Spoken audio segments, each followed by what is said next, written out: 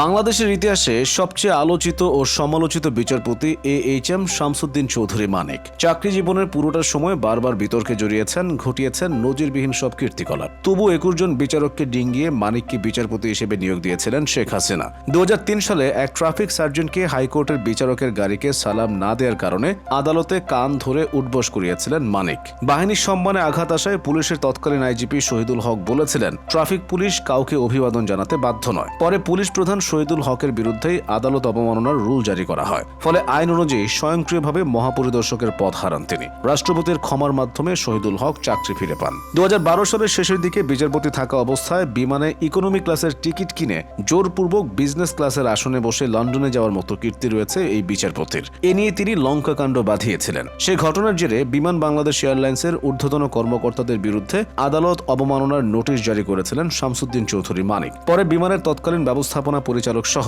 4 জন ঊর্ধ্বতন কর্মকর্তা হাইকোর্টে মানিকের বেঞ্চে গিয়ে নিঃশর্ত ক্ষমা চেয়ে নিষ্কৃতি পান। চাকরি শেষে বাড়ি না ছেড়েও তিনি আলোচনায় এসেছিলেন। অবসরে যাওয়ার পরও 1 বছরের বেশি সময় রাজধানীর গুলশানে একটি সরকারি বাড়ি দখলে রেখেছিলেন তিনি। পরে 2017 সালে বাড়িটি ছাড়লেও বাড়ি ভাড়া, গ্যাস ও পানির বিল বাবদ সরকারের পাওনা 14,19,200 টাকা আজও পরিশোধ করেননি। মানিক 32,000 পাউন্ড দিয়ে লন্ডনে 3টি বাড়ি কিনেছেন। বাড়ি ছাড়াও লন্ডনে আরও সম্পত্তি রয়েছে তার। আছে দ্বৈত নাগরিকত্ব। তিনি বাংলাদেশের পাশাপাশি ব্রিটেনেরও নাগরিক। 2017 সালে এ নিয়ে তাকে প্রশ্ন করেছিল বিবিসি। বাংলাদেশের সর্বোচ্চ আদালতের একজন বিচারপতি একই সঙ্গে আরেকটি দেশেরও নাগরিক, আইনগত দিক থেকে কোনো ভুল না হলেও নৈতিক দিক থেকে এটা কতটা ঠিক?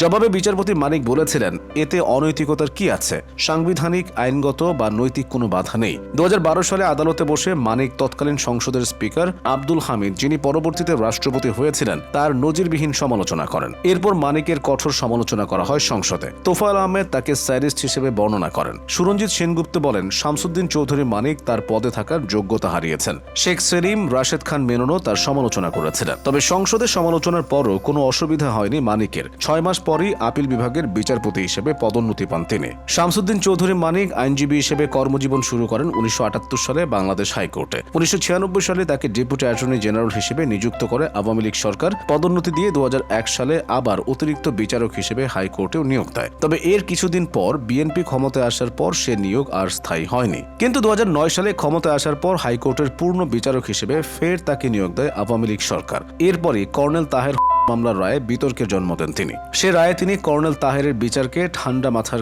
হিসেবে বর্ণনা করেন এবং জিয়াউর রহমানকে ঠান্ডা মাথার হিসেবে বর্ণনা করেন। জামায়াতে ইসলামীর নায়েবে আমির দেলোয়ার হোসেন সাঈদীর আপিলের রায়ের বেঞ্চেও তিনি অন্যদের সঙ্গে দ্বিমত করেন। রায়ে শুধু তিনিই সাঈদীর মৃত্যুদণ্ডাদেশ দিয়েছিলেন। 2015 সালে আপিল বিভাগের বিচারপতি থাকা অবস্থায় শামসুদ্দিন চৌধুরী মানিক তৎকালীন প্রধান বিচারপতি সুরেন্দ্র কুমার সিনহার সাথে প্রকাশ্যে দ্বন্দ্বে জড়িয়ে পড়েন। প্রধান বিচারপতি পরে তাকে একটি বেঞ্চ থেকে সরিয়ে দেন। এরপর মানিক উল্টো প্রধান বিচারপতি অভিশংসন চেয়ে রাষ্ট্রপতির কাছে চিঠিও দেন। অবসরে যাবার কয়েকদিন আগে এসব কাজ করেন তিনি। অবসরে যাওয়ার পরও 161টি মামলায় রায়ের লেখা বাকি ছিল তার। এমন ঘটনা জুডিশিয়ারিতে বিরল। এ নিয়েও প্রধান বিচারপতি SK সিনহার সঙ্গে দ্বন্দ্বে জড়ান তিনি। বিতর্কের খাতায় মানিক শেষ পেরেক দেন কোটা সংস্কার আন্দোলনের সময়। চ্যানেল আইয়ের টকশোতে নারী উপস্থাপিকাকে রাজাকারের বাচ্চা বলে দেশব্যাপী সমালোচনার জন্ম দেন। বৈষম্য বিরোধী শিক্ষার্থীদেরও রাজাকারের বাচ্চা বলে মন্তব্য করেন। এইসব কাণ্ড কারখানার জন্যই বারবার তার উপর ক্ষিপ্ত হয়ে করেছে মানুষ। 2012 সালে বিচারপতি থাকা অবস্থায় লন্ডনে শিকার হন তিনি। অবসর গ্রহণের পর 15 সালেও হামলা হয় তার উপর। আর এবার আটকের পর তাকে বহন করা পুলিশের প্রিজন ভ্যান আদালত প্রাঙ্গণে পৌঁছার সঙ্গে সঙ্গে